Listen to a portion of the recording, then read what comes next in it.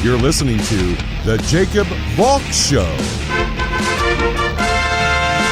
He's breaking down the latest and greatest in sports as only he can.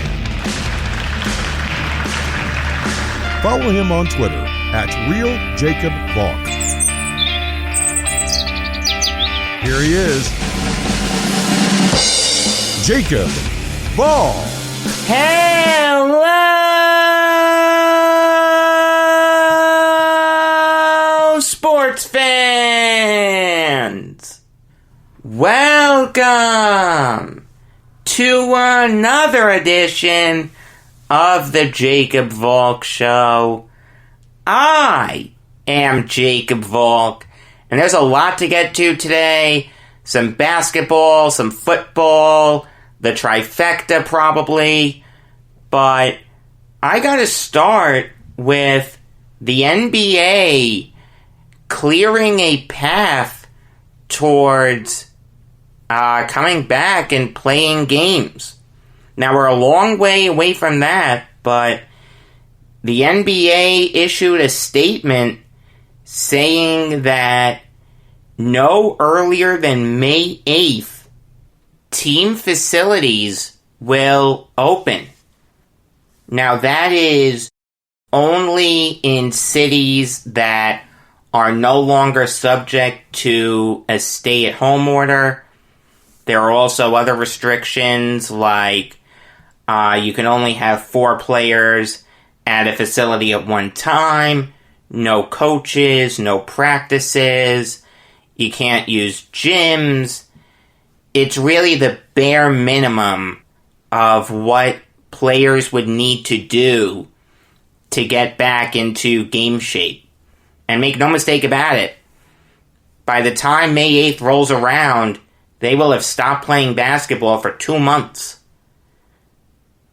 They're just sitting in their homes doing nothing. While you can work out and shoot around the hoop that you have at home, there's no substitute for actually playing games. I really don't see a path towards the NBA getting this season going again. One thing that the commissioner has said is that he's open to pushing back the start of next season to finish this season. I think that's terrible, because if you push back next season, you have to push back the season after, and the season after, and the season after. You're affecting infinite seasons, as opposed to just the one. Now, let's assume that we've really reached the apex of the pandemic in this country. Big assumption, but I'll run with it for a little bit. Most of the cities will be open by May 8th. And let's say by Memorial Day, all the cities are open. How long are the players going to need to get back in shape? 2 or 3 weeks? By then, we're talking middle of June. What are you going to do? Are you going to finish out the regular season and have a full playoffs afterwards? You're going to be playing into September. And then you're going to try to cram in the NBA draft in a full offseason? You're giving these guys no chance to recover. We talk about how players shouldn't take games off for load management. You're going to see a lot of players taking games off. The human body was not meant to do what these players are going to be asked to do. And even if you push the season back to, Christmas, well then what are you doing for the playoffs? How many games are you cramming in? It doesn't work. There are too many variables. The best thing that the NBA can hope for is ending the regular season here. There's no way that you can have the regular season. We're almost in May. we'd be in the playoffs right now. Yeah, it's unfair to some of the teams that were fighting it out for that final playoff spot. I get that. But, you know what? Life isn't fair. You want to compensate them with an extra draft pick or something? You can do that. Maybe give them some kind of an exception in free agency. The "we screwed you over" exception. You can do that. But trying to finish the regular season and having a full playoffs? That's not going to work. If the NBA really picks up by Memorial Day or June 1st, the best thing they can hope for is a shortened playoffs. You want to tell me no fans? I can live with that. I really can live with that as long as you don't compromise the integrity of the game. Like they're talking about with baseball, with the 7-inning doubleheaders and all the nonsense that they're proposing. Have the two best teams in each conference fight it out in a best-of-7 series, best team in the East versus the second best team in the East, best team in the West versus the second best team in the West, and then the winners go up against each other in the NBA Finals. It won't work with 6 teams. You'd have to throw a bye week in there, and the last thing these players need is more downtime. I really think we're staring at a shortened playoffs. And the NHL too. If you want to try to push the season back a little bit so it ends, I don't know, middle of July, you can. But don't go crazy with it. I just don't like the idea of August basketball or August hockey. First up, how are you going to have ice in August? It's bad enough middle of July. How is that going to work in August? And if you play into August in the NBA, it's again, you're not giving these guys a lot of recovery time into next season. The NBA is looking into compromising next season to finish this season. No, only affect this one season. Only have this season have a sort of asterisk on it. I mean, I don't mind these guidelines by the NBA, but what I mind is the idea that they're really going to try to finish the regular season and then play a full playoffs. That's not going to work. You're going to affect too much down the line. If you want to try to finish the regular season and then have a shortened playoffs, I'd be open to hearing how you're going to do it, but be realistic. It's a lot easier to just cancel the regular season here and let the two best teams in each conference go at it. And the NHL should do the same thing. Baseball's a little different. In theory, you can play deep into November. We've played into November before. 9/11 caused the World Series to end in November. So there is precedent to playing into November based on unforeseen circumstances. December, I think you're pushing it. You can't play baseball in that cold of weather. It won't work. The players will be miserable. There's too much standing around. The players are going to be stiff. They're going to get hurt. It won't work. I think we're looking at a shortened season. If you want to try to cram 162 games in there with a bunch of doubleheaders, you can. Just don't do it so you're diluting the game. No 7-inning doubleheaders. That would mess up the record books too much. You'd have to put a big asterisk on that. I don't like it. It's bad enough that we're going to need a shortened season. Don't shorten it even more. Don't shorten the games. The games have always been 9 innings. Yeah, we've had different lengths of the season. You know, that's fine. I can live with that. But when you start shortening games, you start messing with the integrity of the game. That's where I draw the line. All in all, the NBA is taking a big risk here. This can blow up in their face. There's no guarantee that this even happens. Maybe there's a spike in this country and all the dates get pushed back. What the NBA really needs to ask itself is, are we doing the right thing by the players? I know they don't care about that. They care about money. And make no mistake about it, they've lost a lot of money because of this. More money than you can even fathom.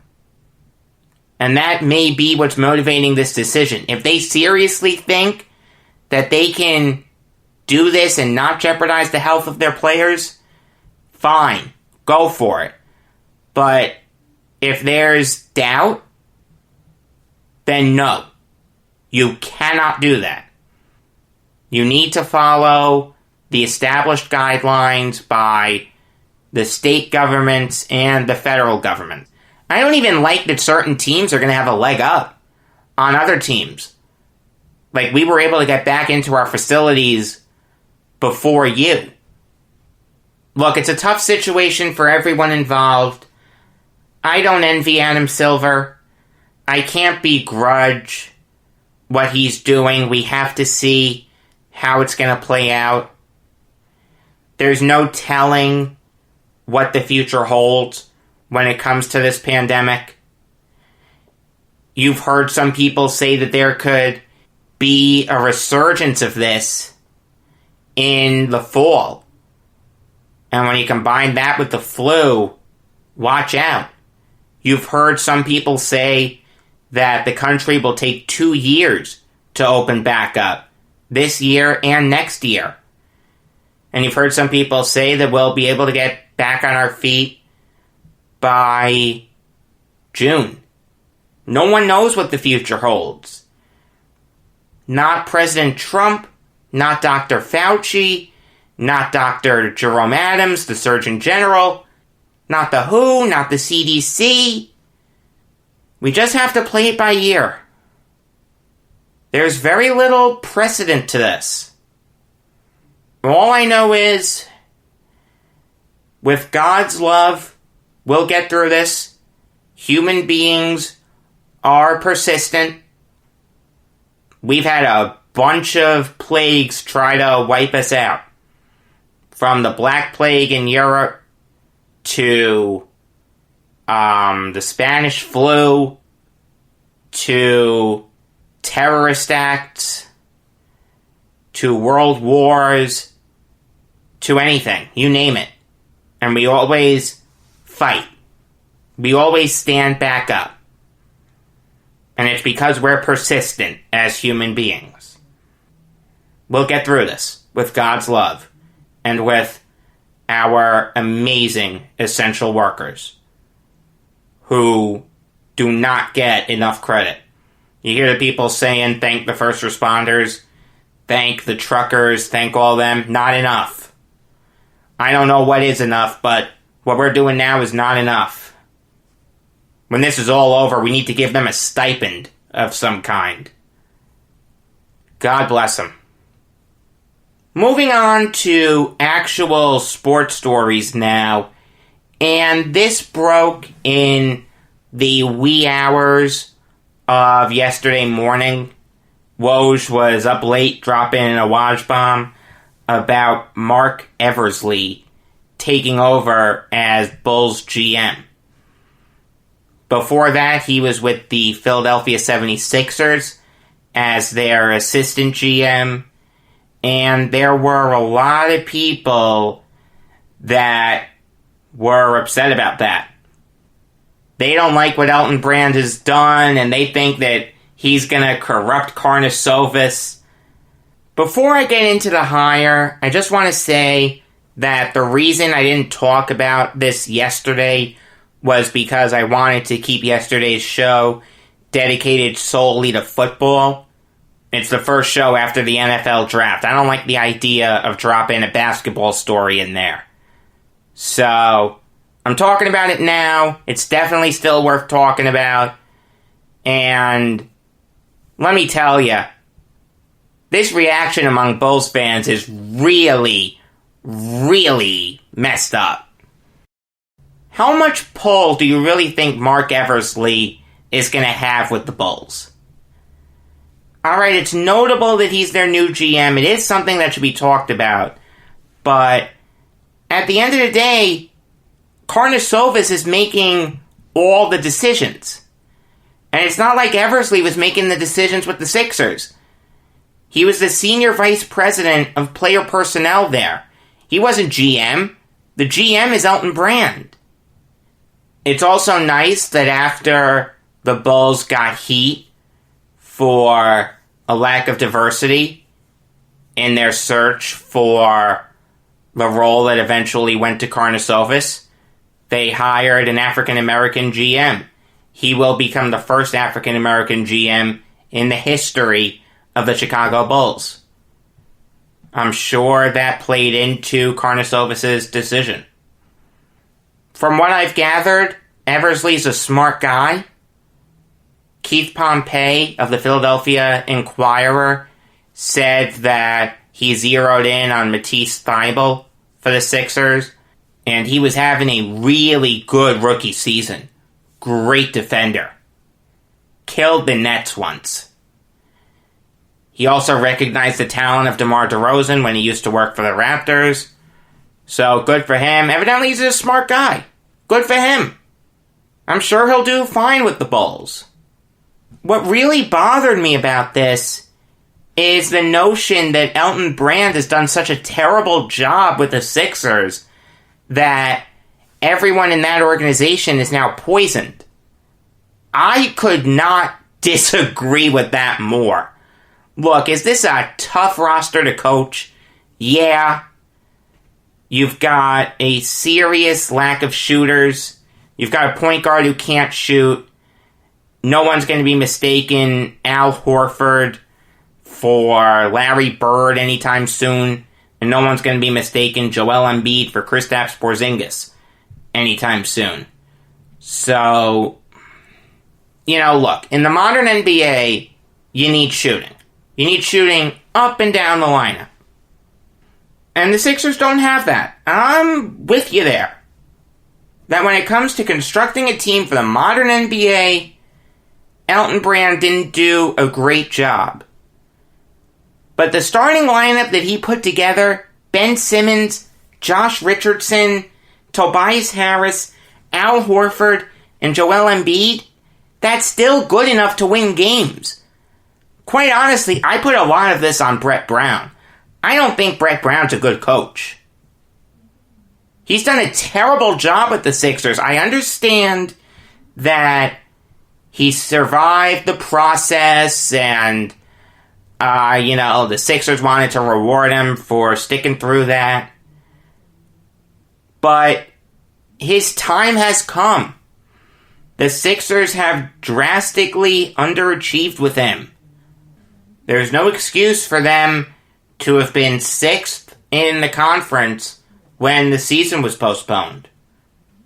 You put a better coach there, he implements a better system for him, and that team is doing much, much, much better. At the end of the day, the best coaches change their system to best suit their players. This isn't an easy roster to coach, I understand that. But there's got to be a coach out there that can coach this talent. Ben Simmons is insanely talented. Tobias Harris is a very talented player. Al Horford is really talented. Josh Richardson is talented. Joel Embiid is the best center in the NBA. Brand just needs to find a better coach. This is not Elton Brand's fault. This is Brett Brown's fault. Moving on now to the Texans cutting Tayshaun Gibson.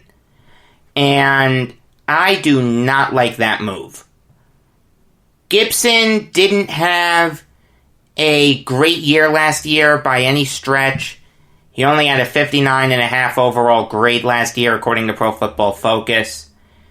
He got hurt for the playoffs, and I'm sure that contributed to him being cut. But Bill O'Brien just signed this guy a year ago. Like a little over 12 months ago, 13 months ago. And now he's moving on from him? Just like that? You also didn't draft a safety. Look, Justin Reed is a really underrated player. I like him a lot. And, I don't value the strong safety position, but it's not like you have another free safety you can put back there. Mike Adams and Jaleel Adai are off the team. Why wouldn't you just keep Gibson around? You didn't need the cap space. You had $15 million. I understand it's not a whole hell of a lot, but it's not like you were hemorrhaging money like the Rams or the Chiefs. I don't get this move by Bill O'Brien, and I've defended him a lot. Look, I'm not saying this is going to make or break the Texans by any stretch, but I really don't like this move. If O'Brien knew that he was going to cut Gibson after the draft, just draft a safety. Unless you're working on a Jamal Adams trade. In which case, whoo boy. That's going to be fun to talk about. Moving on now to the Broncos signing Christian Covington to a 1-year deal worth $1.75 million. And I think that's a great move for the Broncos. Yes, they drafted McTelvin Agam in the 3rd round as the primary backup to Mike Purcell, but I wasn't crazy about the Agam pick. In fact, I kind of hated it. Maybe the Broncos heard me and decided to bring in a much better backup. I can only hope that John Elway listens to this show. John, if you're listening, you've done a great job with the Broncos' skill position players. But in all seriousness, Covington is a really good backup. He's never had a Pro Football Focus grade worse than 62. I understand that he's never played more than 500 snaps in a season, but he's a solid, rotational defensive player in this league. Mike Purcell is not a sure thing, even though I like Purcell and I think he's a solid player. The Broncos did a really good job by bringing in a quality backup behind him. He's going to compete with Agam for the primary backup role. Maybe Agam will be inactive on most game days. The contract is very fair for Covington. Makes a ton of sense given the fact that I think the Broncos tremendously reached for Agam. I like this move a lot. Alright, I am going to debut the new Trifecta today, and I will start by recapping the Arizona Cardinals draft class. Isn't that a much better sound effect? For some reason, the bass dropped in the middle of the last one. I don't know why. And I figured this was as good a reason as any to change it up, with the draft being in the books, so this one is much, much, much better. I'm going to keep that one around for a while. The Cardinals made 6 picks in the draft. They started off with Isaiah Simmons. I'm not going to go crazy in depth on him or any of the first rounders because I already talked about him. But I will go into them a little bit. But I gotta say, I was critical of this pick earlier because the Cardinals really needed an offensive tackle. They've got to protect Kyler Murray. It's just that simple. Everything revolves around him. They have the skill position players. They just need an offensive line. And with guys like Tristan Wirfs, Jedrick Wills, and Mekhi Becton sitting there, I didn't like the fact that they took Simmons. But then, in the third round, they filled their need at offensive tackle. I don't know how Josh Jones slipped to the 72nd overall pick. This is a guy who I thought was the 25th best prospect in this draft. ESPN had him as the 38th best prospect. And he fell to 72. I understand that he doesn't have a good frame. You want to tell me you're concerned about his durability? I get that. He did get hurt at Houston. But this guy does everything you want an offensive tackle to do. Pass blocking, run blocking. He's a tough player. Very smart with his hands, very good footwork, very good with his angles. I don't know what more you want from the kid. I'm stunned that he fell to the third round.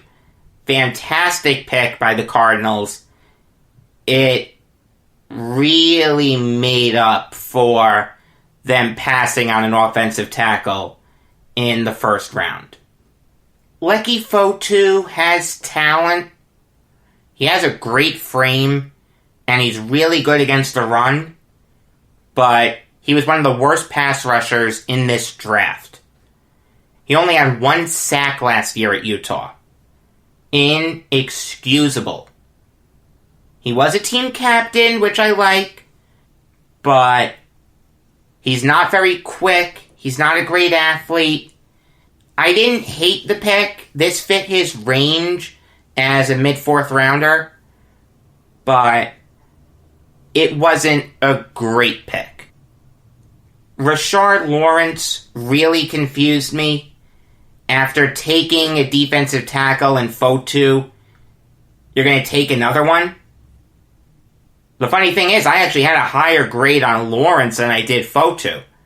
I thought Lawrence could have gone in the early to mid-4th round. So you want to tell me that the Cardinals saw him slipping and decided to take him? That's fine. But I don't like it when teams double dip at positions. And they really didn't need any defensive linemen. They drafted Zach Allen high last year. They signed Jordan Phillips. Corey Peters had a good year. I just didn't get the logic at double dipping at the defensive line. Now, I like Lawrence. He's another guy who can't rush the passer, but he's great against the run. And this guy was a 3-time team captain at LSU. I love it when teams target guys with high leadership qualities. Very, very smart by Kingsbury to target those guys. Lawrence is a lot quicker than Fotu. I don't despise the pick, but the fact that they double-dipped at defensive line was really confusing to me. I'd give that pick probably a C+. Evan Weaver played really well at California. Great leadership skills, another team captain. He had 172 tackles last year. Alright, in the Pac-12, that does mean something. And he's a very smart guy. Very durable player. He's a coach's dream, but I just don't think he's going to translate great to the NFL. He's not good against the run. I don't think you're going to be able to play him on third down. Maybe Vance Joseph can coach him up. He's certainly worth the investment as a 6th rounder, but don't expect too much from him. I don't like that the Cardinals waited until the 6th round to fill their hole at linebacker, because I think Simmons is going to play more safety for him now. So Weaver as their linebacker starting on opening day, I don't think that can work. Eno Benjamin in the 7th round was a great pick. I talked about him a little bit yesterday, but he had great production at ASU. Kenyon Drake is not a sure thing, so you get a guy with a ton of upside in Benjamin who can come in and I think contribute. Not look great, but contribute immediately, that's pretty good. And like I said, the Cardinals have a history of finding these running backs out of nowhere and having them play really well. Who saw David Johnson coming?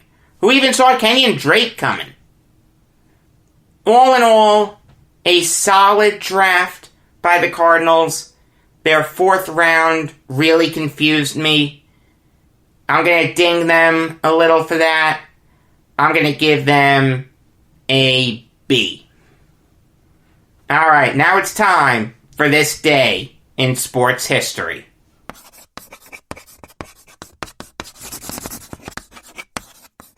On this day in 1993, one of the darkest moments in Islanders history took place.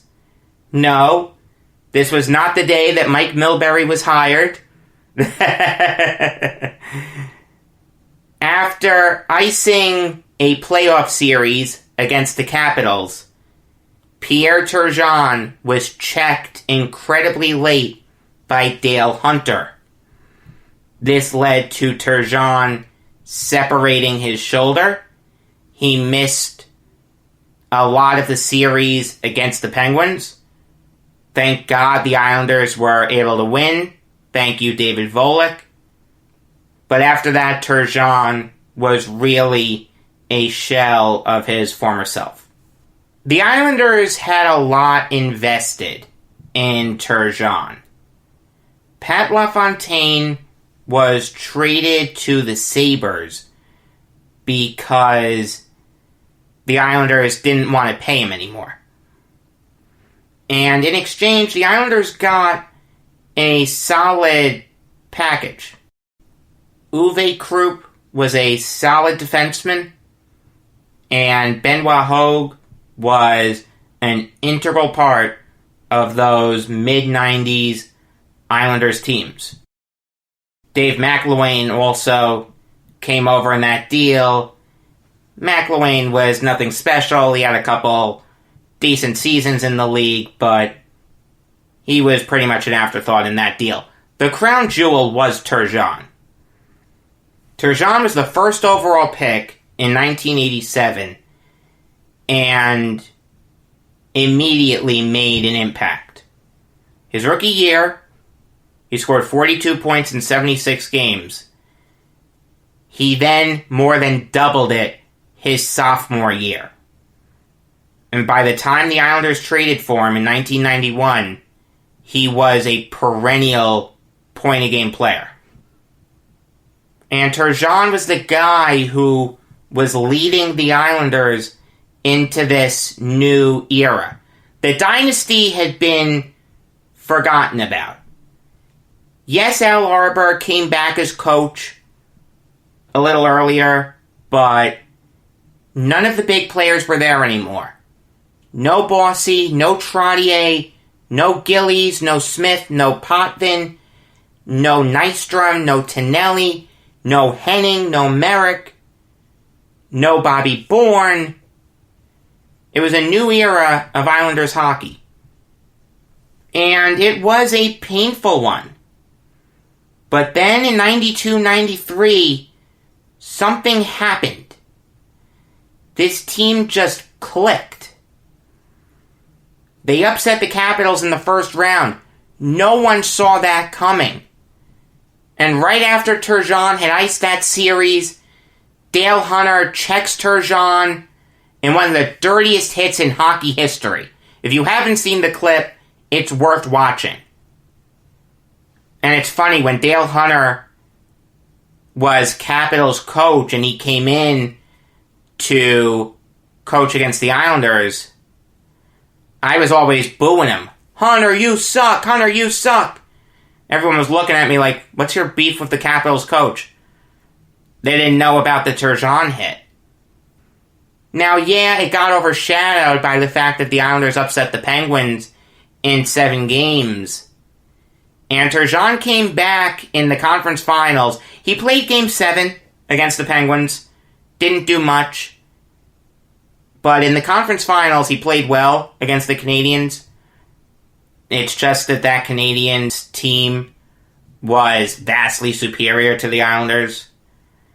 Vincent Damphus, Kirk Muller, future Islander, Brian Bellows, Stefan Lebeau, Mike Keane, Denny Savard, Patrick Waugh as their goalie, Jacques Demers as their coach, Guy Carbonneau was still there. It was a great team that the Islanders had no business beating. They were lucky to take a game. Then 93-94 rolls around, and the Islanders just come out flat. They finished 36-12. Everyone took a major step back. Turgeon played well. He was still more than a point-a-game player. He almost had 40 goals. 38 goals and 56 assists in 69 games. That's pretty darn good. Steve Thomas had a great year that year. Derek King had a great year. Benoit Hogue, Vladimir Malakov, Marty McGuinness, Ray Ferraro, Pat Flatley, Travis Green, Tom Curvers, and Ron Hextall as the goalie was pretty darn good for the era. But they weren't the Islanders that beat the Capitals and beat the Penguins. You could just see it. There was something different about them. And I feel like you can trace it back to that hit. Once their guy went down, Turgeon was their guy. Yeah, they were able to rally around him to beat the Penguins, but then that was it. You know, he came back and fell flat against the Canadiens, and if you watch any of those old games, you could see that he just wasn't the player of old. Turgeon was a guy who had over 100 points twice before. He never had a 100-point season again. Now, he was still really, really good, but he wasn't elite. It's part of the reason why he's not in the Hockey Hall of Fame. He should be in the Hall of Fame, but he would have been a first ballot Hall of Famer if Hunter didn't check him. As you may know, in 94, the Islanders got swept by the Rangers. The Rangers obviously went on to win the Stanley Cup. And that really started the downfall of the Islanders. Don Maloney was their GM, and he decided that the team had gone as far as it could go.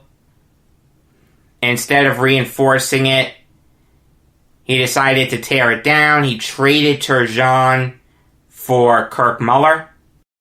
Muller, you may remember him as the former coach of the Hurricanes.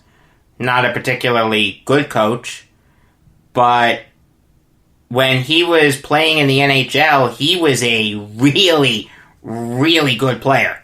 Very, very special player. Was great for the Devils, great for the Canadiens. The Islanders probably thought that they were getting a future building block in Muller, but Muller was miserable on the Islanders. They weren't winning, and the Islanders later traded him for pennies on the dollar. Martin Straka, Ken Belanger, and Brian Berard ended up on the Islanders. Berard had a decent career. It's nice to think about what he could have been if he wasn't so darn injury prone. Ken Belanger was a major bust. Never amounted to anything in the NHL. And Martin Straka was really the best player that the Islanders got, but he didn't do anything for the Islanders. Mike Milbury tried to send him down to the AHL. The Panthers claimed him. Then they didn't re-sign him. He signs with the Penguins and starts playing great for him. So really the net result of the Turgeon trade was nothing. They really gave away one of the better players in hockey. Like, Turgeon was still really good after the hit. He just wasn't great. It is fair to wonder if Don Maloney would have traded Pierre Turgeon if he had never gotten hurt. Because he never would have lost that explosiveness. Maybe the Islanders' window to win gets extended a little bit. Maybe John Pickett decides to keep the team for a little bit longer, put some money into it, and maybe the Islanders can make a couple more playoff runs. Instead, Pickett sells the team to John Spano. We all know how that ended up. Later on, he sells the team to Howard Milstein and Steven Gluckstern, two of the worst owners in hockey history, if not sports history. They hamstring Mike Milbury with a cheap payroll. He's forced to give away Ziggy Palffy. And Milbury makes some other bad decisions that send the Islanders into a downward spiral that they still haven't pulled out of. Lamoriello isn't the answer, folks. I hate to tell you. Man, you know what? You can trace it all back to that hit by Dale Hunter on Pierre Turgeon. Alright, it's time for another Mount Rushmore. Haven't done one of these in a while, so it's okay if you've lost track of where I am. But luckily for you, I haven't. I'm on the Minnesota Twins. Now, the Twins are kind of interesting. If you know your history, you'll know that before 1961, they were known as the Washington Senators. So, the question then becomes, do I limit it to just Minnesota Twins? Or do I include former Washington Senators? I decided to include some Washington Senators here. Two to be specific. The correct Mount Rushmore is Walter Johnson, Harmon Killebrew, Sam Rice, and Bert Blyleven. Walter Johnson, if you need me to tell you about him, shame on you. He's one of the best pitchers in baseball history. Second all-time in wins, two-time MVP. One of the greatest playoff performers in baseball history. What he did in 1924 and 1925 is nothing short of incredible. If you don't know who he is, you should be ashamed of yourself. The same goes for Harmon Killebrew. Hit 559 home runs as a Twin. Actually finished his career with the Kansas City Royals. So that's where the other 14 home runs went. If you really know your baseball history, you'll know that Killebrew hit 573. You may have been thinking to yourself, Jacob, did you misspeak? No. He hit 14 home runs with the Kansas City Royals in 1975. You really don't need me to tell you how great Killebrew was. He is the inspiration for the MLB logo, former MVP, 13-time All-Star, and actually has the second lowest batting average out of any hitter in the Hall of Fame. You know who has the lowest? Ray Schalk, former catcher. You should know that. I mentioned that to Tom Van Riper. Sam Rice, it's okay if you don't know him. He did win a World Series in 24, was the second best hitter on that team. The best hitter was obviously Goose Goslin, but Goslin didn't have the longevity that Rice did. Goslin only spent 12 years with the Senators. Rice spent 19. In that time, he had 2,889 hits for him, en route to making the Hall of Fame. Was not a lifetime Senator, though. He finished his career with the 1934 Cleveland Indians. He does have a lot of bold type, though. I'd love to do a This Day in Sports History on him. And Bert Blyleven was one of the most dominant pitchers of his era. Over 3,700 strikeouts, 287 wins. I understand he didn't do all of that with the Twins, but if we're just talking about Minnesota Twins, not Senators, just Twins, he's probably the most dominant pitcher they've ever had. He's better than Cott. He's better than Camilo Pascual. In fact, I'd probably take him ahead of Johan Santana. That's how dominant Blyleven was as a strikeout artist. It's amazing how he only made 2 All-Star teams. I don't know how that's possible. He's a really nice guy, though. I have a funny Burt Blyleven story. So, he was photographed wearing a shirt saying that he loved to fart. Well, later on in life, he decided to turn that into a shirt, and he sold them autographed and unautographed. I bought an autographed shirt. It arrives in the mail. I'm super excited. It's the unautographed version. I end up calling the number that's listed. I end up speaking to his wife. I say, hey, here's what happened. She was really nice about it. She said, yeah, send it back, no worries.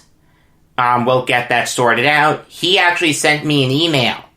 Burt Blyleven sent me an email apologizing personally.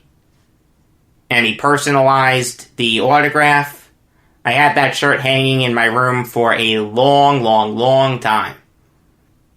The Blylevens are very, very nice people.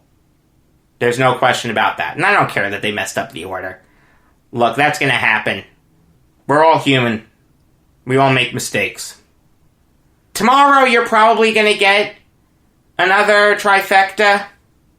Maybe the NHL will announce a plan towards coming back. Maybe the MLB will. I have no idea what the future holds. Until tomorrow, I am Jacob Valk saying that the Pittsburgh Pirates had worse defense than the U.S. had at Pearl Harbor.